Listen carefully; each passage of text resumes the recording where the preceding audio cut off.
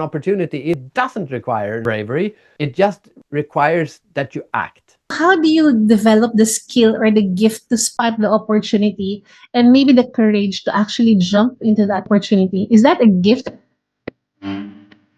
Our guest is Fredrik Haren, known globally as the Creativity Explorer and author of The World of Creativity, joins Sha Nacino, one of the global guru's top 30 motivational speakers, on the Fearless Possibilities podcast. An opportunity is a positive thing. It's not a lion showing itself and now you need to be brave and catch the lion. Opportunity is a dolphin that's presenting itself to you saying, come and play with me. You don't need so much courage to jump in and play with a dolphin. Some people think hard work means that you work really hard, that you grind it, that you hustle, you work all the time. And to me, that's like taking the stairs.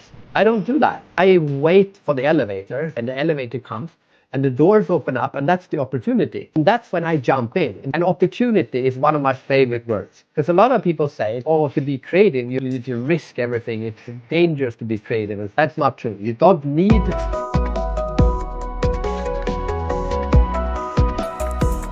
One of the things that got me very curious is this: of all the bodies of work that you could choose to focus on, why did you choose creativity? What? Sorry, you mean why did I choose creativity to begin with? Yes. Like why did creativity become my topic as a speaker? Right, right. And why did you become so interested in it and to really dive deeper into it? Well, it depends. It's the long answer. I don't know if you know this, but I have an identical twin brother. So Yes.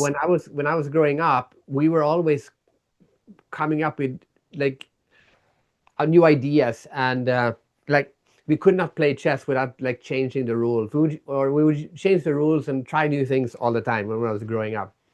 So I knew creativity was very like I know liked creativity, but I didn't really know what my creative like what would be what kind of job would I have?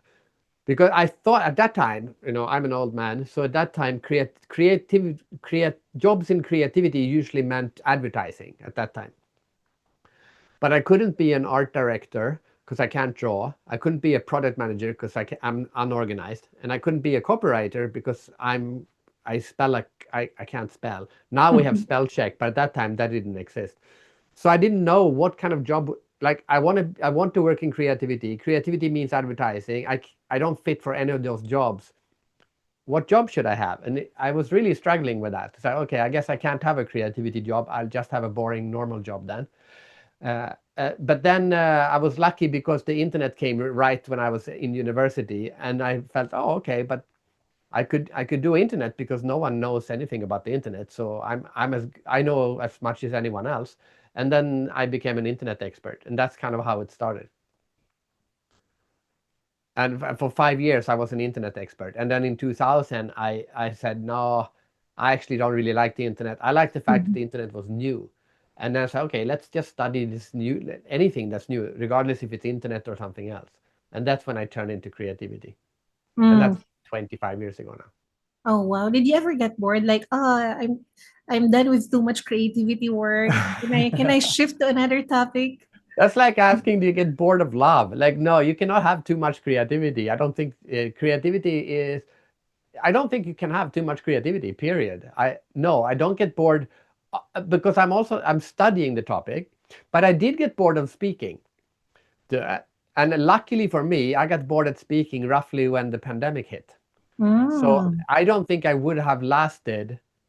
I don't think, yeah, because I plan to speak for another I don't know, at least 15 years more.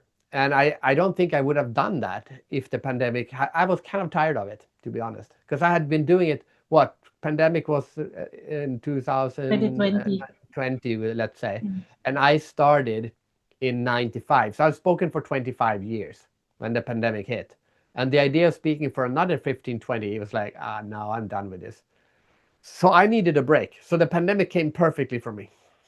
And also speaking of speaking, so I've seen you speak on different stages in person in Singapore, India, and Malaysia, and you seem to be reinventing yourself each time. And for the first time, when I saw you speak, it was the first time I felt like, oh my God, I need to up my bar. I need to level up my game, because the bar that you set was, you kept on raising the bar higher and higher and higher, and it was a very good kind of pressure for me, because nowadays when I look at speakers, it came to a point also where I miss that kind of pressure, that Mm. the speaker is so good that it makes me feel so pressured to level up as well. So I'm very curious about your mindset when you're speaking in front of audiences. Um, I cannot really pinpoint yet what makes you very effective as a speaker. For me, one thing that I can see is that your message lands very deep in the heart. It's very human, and Mm. also another thing that I noticed is that who you are on stage is also who you are off stage, and even better, Mm. because sometimes it's the opposite that I observe. Like, this person is really really good on stage, and I really really admire this person, and then off stage, okay, was that a show? so um so I'm very curious about your mindset when you're speaking in front of an audience, and why do you think event organizers love to book you as a speaker? Well, first of all, I'm very happy to hear that, because it's I don't know. Like, I was hoping you were going to tell me why you felt that way, but like what is it that? But like you said, you weren't. It's maybe hard to pinpoint. Uh, I I was being interviewed yesterday, and I said some no, it was a client. I have a speech coming up in Riga, and they said, oh, the audience is full of skeptical introverts, just so you know. And I said, oh, that's fine. I'm also a skeptical introvert. So I I think the fact that I'm an introvert I think that works as for me as a speaker, because I'm not so interested in I'm a bit uncomfortable in groups of people, right? I even small, even especially small groups, but even bigger groups. So I'm not looking for that. I'm not looking for like, oh, how fun this is going to be on the stage.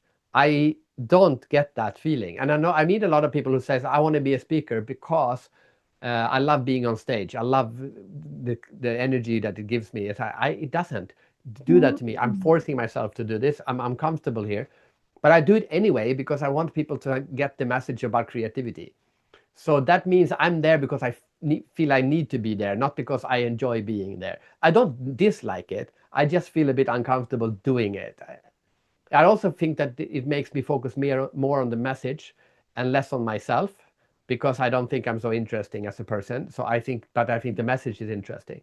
And that's also what I try to tell myself if I go up and feel a little bit nervous or something.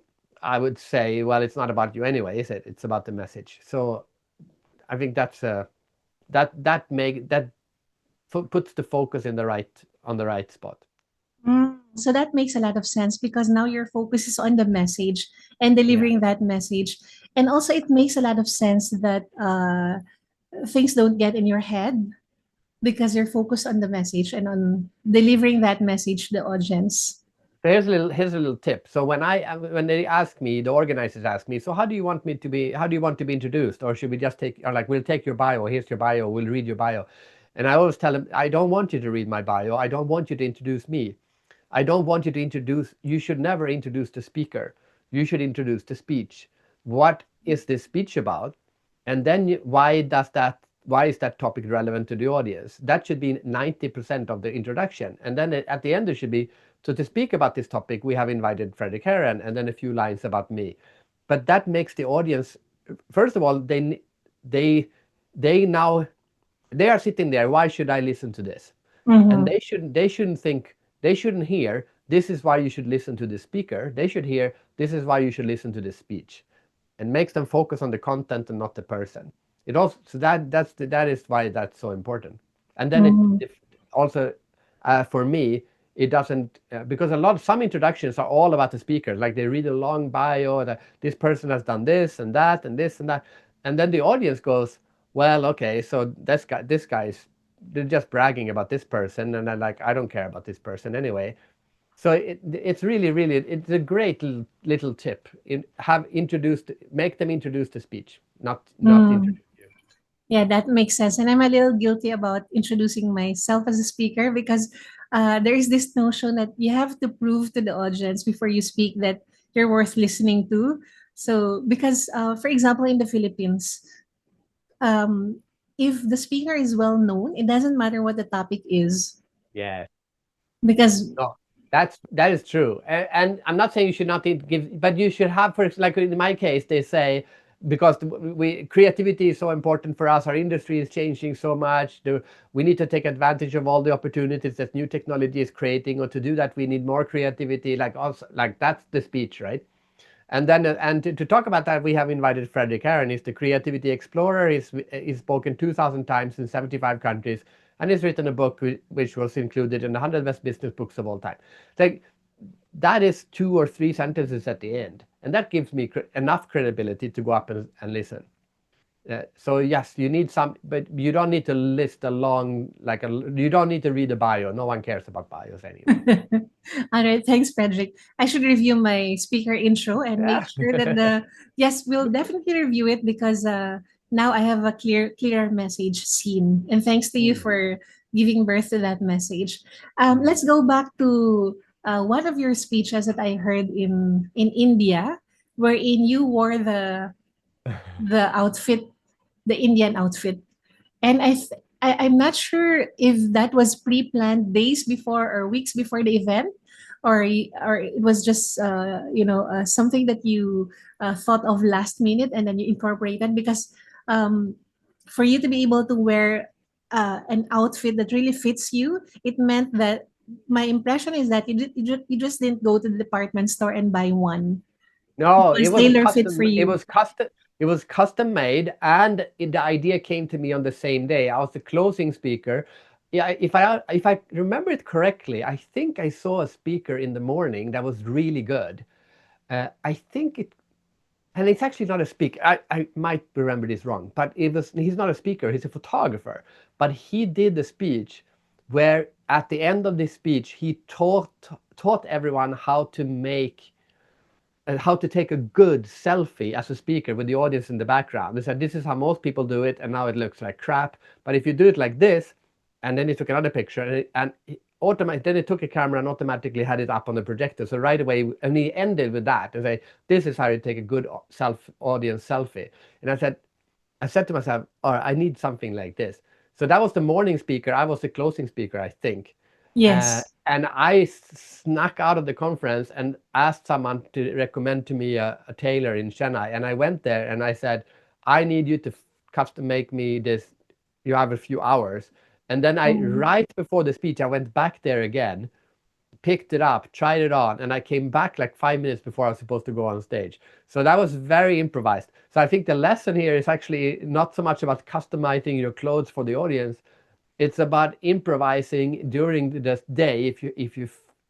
If you have a way that if you notice something during the conference that you need to change something, uh, you need to be able to improvise right there and then and go for it. So I'm very proud of that. Not, yeah, I'm very proud of that because I was able to pull that off in just a few hours. Yes, and it really, really made an impact. Like, whoa, what was Frederick wearing a while ago? Yeah, exactly. Yeah, so But it it was really. very tight. Mhm. It was very tight.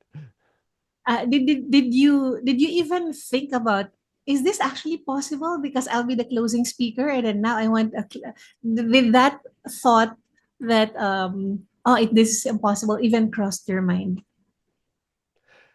No, but okay. So this is actually a much more profound lesson about how I work for myself.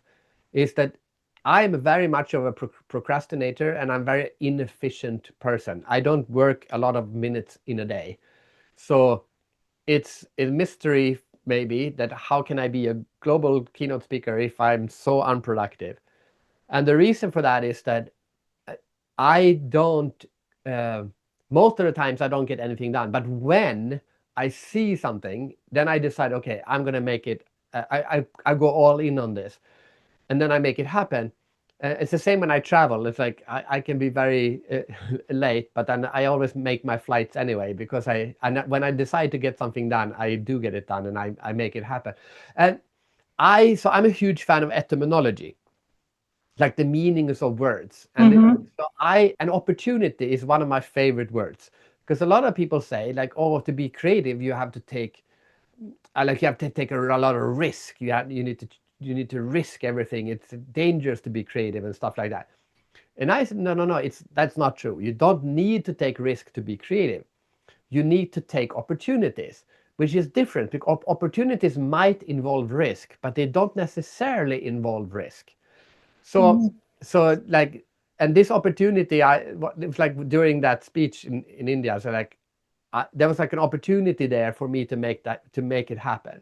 So anyway, the etymology of the word opportunity is beautiful, because it comes from the Roman times, and it's a name of a wind.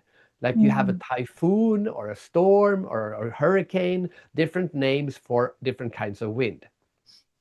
An opportunity was a specific wind. It means the wind that takes us home to the harbor again. That's the name. So you were on the ocean. You've been out for months or weeks.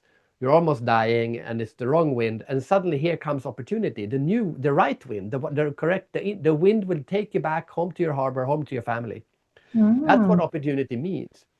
So it means two things. That it means when the opportunity comes, you need to notice it, but it also means when the wind comes, you need to hoist your sails, and you need to get everyone on the deck. You say, oh, opportunity is here. You need to grasp. That's why you grasp an opportunity. It's like the wind needs to catch the opportunity. And the analogy I do here is, like, some people think hard work means like you work really hard, like you grind it. What do you call that? You hustle, you work all the time, 18 hours a day. And to me, that's like taking the stairs. You're like, every day you take the stairs and slowly you walk all the way up to the success. I don't do that. I wait for the elevator, and then once in a while the elevator comes and the doors open up, and that's the opportunity. And that's when I jump in. And most people are like, oh, maybe I should maybe I should get in here. And then they miss the opportunity, and then they're stuck there. Or they say, oh, there's an elevator, but I'm walking the stairs, and then they just go back. So I walk, when the elevator comes, I jump in, and then I go as far as the elevator will take me, and then I jump out, and then I don't do anything until the next elevator opens up. But I'm extremely good at grasping opportunities. And I think, and to me, from a creativity point of view, the creativity is a lot about that, because opportunities come, they show themselves, but a lot of people, they haven't practiced, they haven't trained their ability to see when an opportunity is opening up. They don't notice that the wind is changing. And then when it comes, they're not ready to grasp it. So that would be, my main message maybe today is to practice this ability to notice when an opportunity is presenting itself, and practice the ability to jump when it's happening. Drop everything else and just do this. Wow, that was a very beautiful analogy. I can literally picture the stairs and then the elevator when it comes to opportunities. So how do you develop the skill or the gift to spot the opportunity, and maybe the courage to actually jump into that opportunity? Is that a gift, or is that a skill that anyone can It's definitely a skill. Uh-huh. And also, an opportunity often does not require bravery. That's almost the definition of an opportunity, is almost that it doesn't require a bravery. It just requires that you act. But an opportunity is a positive thing. It's not like a lion coming showing itself, and now you need to be brave and catch the lion. Opportunity is a dolphin presenting itself to you, saying, come and play with me. And you don't need so much courage to jump in and play with a dolphin. You shouldn't be afraid of opportunities, but they might. But if you're not paying attention, it's like, I once interviewed a guy, an illustrator in Switzerland. wonderful guy. And he said, I'm not an artist. I don't paint. I am an observer. I observe the world and then I paint what I see. And he said, illustration is about observing things. And I said, and he's a really good artist. So I said, what do you mean you're an observer? And he said, I like to walk in the forest. And when I walk, and he said, do you like to walk in the forest? I said, yeah, of course I do. It's beautiful. And he said, okay, how often when you walk in the forest do you turn around? I said, Mm. what do you mean turn around? I don't turn around. He said, no, no. I mean, I said, oh, maybe if I hear something, I'll turn around. I said, what do you mean? How often do you turn around? And he said, oh, every 50, 100 meters, I turn around. And I go, what? Yeah, I go for a 50, 100, then I turn around, I look around. And the reason I do that, because first of all, I get to see 100% more forest than you do. Because you just walk this way, you only see this. I see this, then I turn around and I also see this. Because every tree, every rock looks different from the other side. So now I see twice as much as you do. But more importantly, animals see you before you, or hear you before you hear or see them. So they hide from you. But when you have passed, they come out again because now the threat is Mm. gone. So if you turn around, you'll see much more animals. I said, oh my God, that is so interesting. So this, and so this, and this is a practice. You can practice to become better at observing things. And when you get better at observing things, you also get better at seeing opportunities. So that's the key, observing things, paying attention, No, maybe not. And maybe a better word is noticing things. noticing. Yes. Yeah. Noticing, paying attention. Yep. Yeah. Um, And also a way to do that is that you can think about times when you did not notice things. Like when you missed an opportunity, you go, oh, like we all know when we missed an opportunity, you go like, why did I miss that? I wasn't paying attention, or I noticed it, but I didn't analyze it, or I noticed it and I analyzed it, but I didn't understand it correctly. What was it that made you miss that opportunity? So that mhm. next time you won't miss that. It's like if you go hunting, you go, why did I not catch that fish? Oh, because I was, the line was too deep or whatever it was. Then you go, okay, next time I need to. So think about what made you miss opportunities in the past, which will make it, by reflecting on that, you will be better at it next time, like anything in life. Yes. Was there ever a time wherein you missed a really, really good opportunity and then you ask yourself, why did I miss that? Oh, that's such a one of my biggest failures. So the Oh, context is I that. have. Oh my Mhm. God, I have so many of those. Okay. I like to tell the Bitcoin one because it's. I'm not a fan of Bitcoin. I think it's going to crash sooner or later. But I've said that from the start. Anyway, first time I heard about Bitcoin, I think it was something like $1, or less than $10 anyway for a Bitcoin. And I said, okay, this is amazing because I've been working with internet since '95, right? Mhm. Uh, and I said, okay, this is the biggest thing on the internet. It's going to be a huge thing because now this is internet transforming money, not news or entertainment. Money, biggest thing there is. But I said, but then I said, yeah, okay, but then this is like Napster, someone's gonna create a Spotify. That's what I said to myself. But then it made up to 100, and I said, okay, maybe this is still too early. This is maybe. So I told my accountant, can buy some Bitcoins, and she came back to me and said, I don't understand how to buy it, and then I never bought it. And then it went to like 1,000, and I said, okay, now it's too late. And I actually learned something, that the third time I say to myself, now I saw it, I missed it, now it's too late. That's the time when I should do it. Because Mm. I'm very good at seeing things early. Like I said, I saw the internet. I wrote a book about the internet in 1994. I invited the guy who created 6 Degrees, 6degrees.com. I flew him from America to Sweden. 6 Degrees was Facebook, but he did it like 5 years before Facebook. I said, this social media, it wasn't called social media, but I was like, connecting humans on the internet, what an amazing idea. I invited him over to come and speak about it. And then that company went bankrupt, and I said, "Oh, we should buy this company because this is still a good idea." It was because the dot-com bust at 2000, everything went bankrupt. I said, "We should buy 6 Degrees. It's a wonderful idea." Of course, we didn't do that, and I said, "It's too late. It's too late." So this idea of noticing thing I'm good at, but because I'm a skeptical introvert, I go, yeah, but, and I always come up with a reason for why what I notice actually is not good. And then the third time I notice it and then I'm skeptical about it, that's when I say, oh, okay, now it's too late. It's actually still not too late. So I'm very good at noticing things, but I suck at realizing that I notice things early and I should act. Because now I feel, oh, it's too late. It's not too late. I'm still an early adopter. But yeah, so that's my problem. But other people have other problems. So this is my problem. Yeah, I just remember one of the stories of Adam Grant, wherein one of his students proposed that he invest in his company. I think it's related to eyeglasses, and he missed it, and the company made it really big. And so Adam would say that, oh, that's one of his biggest regrets, missing that Yeah, opportunity. to me, it actually isn't a regret because I realized that if my skill is seeing things early, that skill, something else will come, and then I will Yeah. see that early too. So instead of saying, "Oh, I suck at this," I said to myself, "You're really good at noticing things early. You and what sooner or later you're going to act on the things that you notice." That's just me. Yes, and also I think you're very fast as well in terms of creating catchy subtitles for books.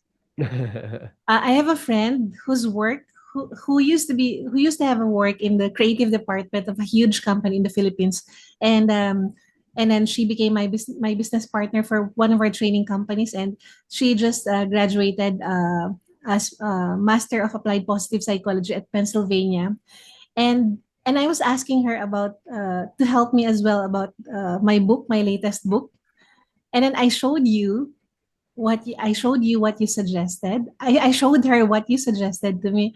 And she said, these are really good. And then when I revealed your name, because just said this came from my mentor, and then I said, oh, it came from Fredrik Haren. Oh, he sounds familiar. Is he the author of the book, the idea book? And I said, yes. Oh, no wonder. I really like that book. So Yeah. um, creating subtitles for books. Sometimes it takes days, even for highly creative people. So for you, you it took you maybe, I don't know, a couple of you replied to me a couple of hours later, if, despite the time difference. So I don't know how much time it took for you to do that, and you were very fast. Uh, so what made you? How do you have that ability? So that's my question. Yeah, well, I think it connects back to the opportunity thing I was talking about earlier in a different way. So I am a sprinter. Like I'm a keynote speaker. I would do a 45-minute speech. I never consult with companies. People who consult are marathon runners. They go in and they run a 6 months project. I get bored. I'm not organized enough. I'm not. I get it. I need. So I'm a sprinter. So if I rather do 100, I'd rather do 10 keynote speeches than a 1 week workshop, for example. And I'd rather do a 1 week 10 or 1 week workshop versus a 4 months consulting job. So I like condense things. I talk fast, I think fast, but I do it in bursts. So for the Mhm. longest time, like what have I done today? We started this at 10 o'clock, but I have checked emails for 5 minutes. Then I've been gardening with my wife in the morning. I've driven my kids to school, and I did something else. Something around the house. Like I haven't. It's not like I start working at wake up. Oh, I went running with my daughter before school. Yeah. So my brain works like that. It's like nothing happens and then a spike. Nothing happens and then a Mm. spike. Uh, which is why that opportunity technique works so well for me because I don't mind sitting waiting for the elevator. But then the elevator comes, I jump out, I take that. So when I got that email from you, uh, I decided, you know what, I'm going to solve this and then I just try to solve it as quickly as I can as a spike. But if it could also just be that you send me that email and I get nothing from reading it, and then I just say, okay, I don't have any good ideas. I just move on. So maybe the general lesson here is just like you have different blood types or like different heart rhythms or whatever. We also have different creativity. I think someone called that something. I was interviewing someone a couple of days ago. Oh, it was an English word that's hard to remember. What is it called again? Oh, no, so I don't remember. But it wasn't metabolism, but it was anyway. Everyone has like a creative rhythm, and if Mhm. you realize what your creative rhythm is, and you rearrange your life to suit that rhythm, not only will you become drastically more creative, you'll also be much more in tune and harmonic in the way you live your life, because now Mhm. your life is in sync with your creative rhythm. Oh, yes. So this is why some people are very creative early in the morning or very productive early in the morning. Some are night owls. And Yes. But that's not the only point. It's not that, like, for uh, example, that's a good observation, and some people are like that. But I'm not only talking in about the time of day. I'm also talking because I don't have that. I'm not more creative in the morning or in the night, I don't have that. It mm, doesn't, to me, it doesn't matter what time. It could be in the middle of the night or it could be in the morning. But I have my rhythm is like this. I Some people are like, see. it's very high in the morning and then it goes down. But it could also be, it could be tied to the biological clock. It could be tied maybe to the moon. I mean, some people might say, look, I'm very creative when there's a full moon and very non-creative when I don't know. Some people might be much more about the location where they are, but to Mhm. identify your creative rhythm is very important, and Yep, what I agree. and then understand how that works for you. I agree. It's very important to identify your creative freedom. Um, I first got to know you through Cohen Tan, Yes. I think 2017. And then he said, You should meet my mentor." And then he said he would give speeches for these couple of months, and then she would go on vacation with his family for this number of months. And I said, wow, that's also the kind of lifestyle that I want, because the way I work as well is that I go on vacation for, let's say, 1 week or 2 weeks in a month, or every three months. And then I don't want to do anything during that period. And then when I come back, I can be very, very productive. So I said, I want to meet your mentor. And then he said, attend the APSS convention in 2018. And that's why I attended the convention, and that's where I met you. Yes. And that's great. And that's how, so that's your rhythm, right? Yes. That's your creative rhythm. Yeah. So, Mm. was there ever a time when you felt like a beginner? Because you are a really seasoned creativity explorer, and you're also very seasoned as a speaker. You've delivered 2,000 plus speeches in 75 plus countries. Was there ever a time where you felt, I feel like I'm a beginner in this very important area of my life? And then how did you apply creativity to rise from that particular uh, thought that, oh, how can I rise from this? Well, but I have had the same job for for 25 plus years now. So I haven't, but I still feel like a beginner when it comes to being a speaker, actually. Mm. Maybe because I don't have a memory. So I have a very bad memory. So if you ask, so I don't remember a lot of speeches that I've done. So in a way, yeah, in a way, I'm always a beginner because I have a really, really bad memory. So because experience comes from being able to go back into your memories and say, okay, I've been here before. Now, but I don't have memories, which means I am always a beginner.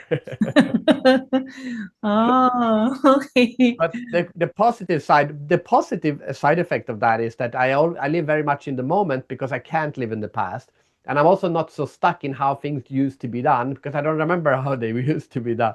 So Maria this morning actually asked me because we were going running, and she said, "Papa, do you have those? Like, have you ever had one of those weight vests that you use when you go running?"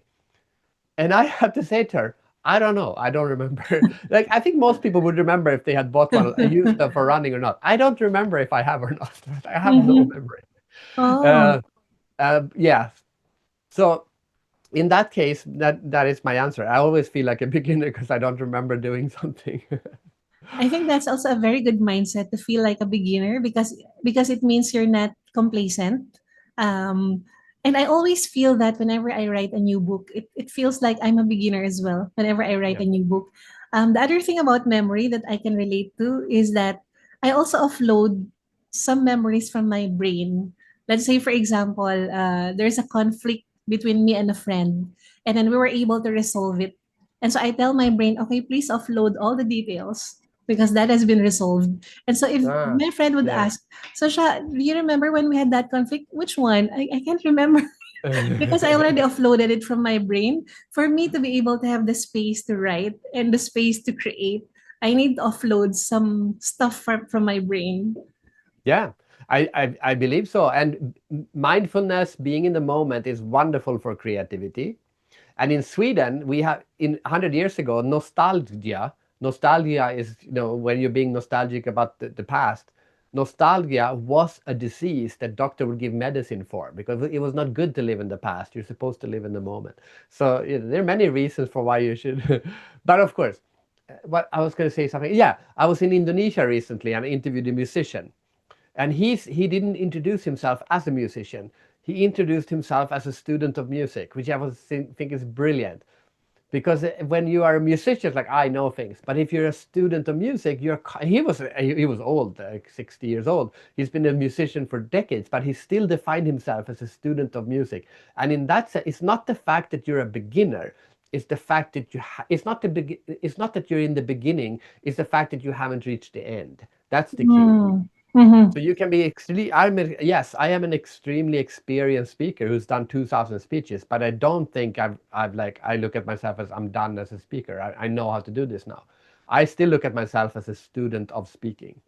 I love that. And now I'm just thinking about what makes a really good coach from a coach that is not as effective. So I've hired a couple of speech coaches before, and one of these coaches just downloaded information to me. Like he just really downloaded all those strategies to me, and I didn't feel heard. I didn't feel seen. And I remember when I had a coaching session with you, two sessions, one for inner theme and one for my core message. You just really asked me questions and you listened and you kept on asking. And now that I'm thinking about what you said a while ago, so it's like having that you're not a beginner when it comes to coaching, but this is something new, right? This is a new person in front of you. What I'm saying is something new. And so I felt like that conversation was also very, very refreshing. Mm. Like, okay, so there were no preconceived notions about me. He was really listening to me, paying attention.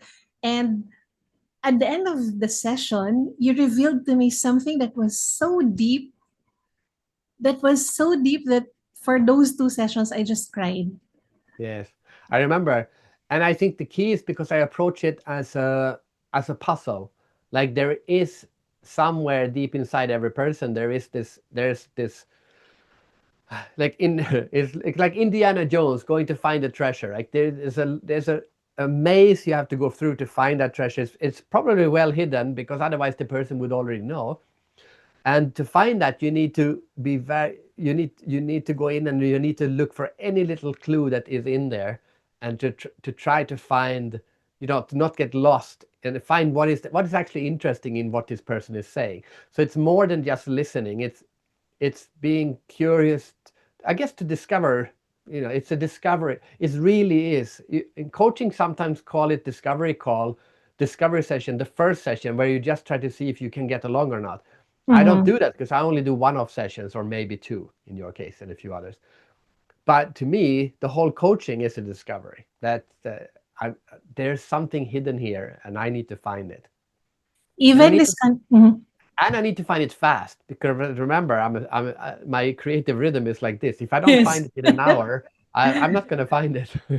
Yes, I even thought that maybe I would be the first failure story of Frederick when it comes to inner theme, because I was so sure that my inner theme was not related to a topic at that time. Yes. And so when you uncovered it, the inspiration of hope, I just said, "Oh wow, thank you." Yes, it really Yeah, resonated but with me. everyone has one. Not everyone has a good one. No, everyone has one, period. And everyone could help get some. could need some help to find it. So this is not a matter of, those sessions are not a matter of failure or not failing or not failing. It is really this. If it's an exploration, you can't fail on an exploration. You will always find something. Oh, I love that. Thank you.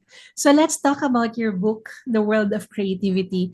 There are probably thousands of books written on creativity. Why should people read The World of Creativity?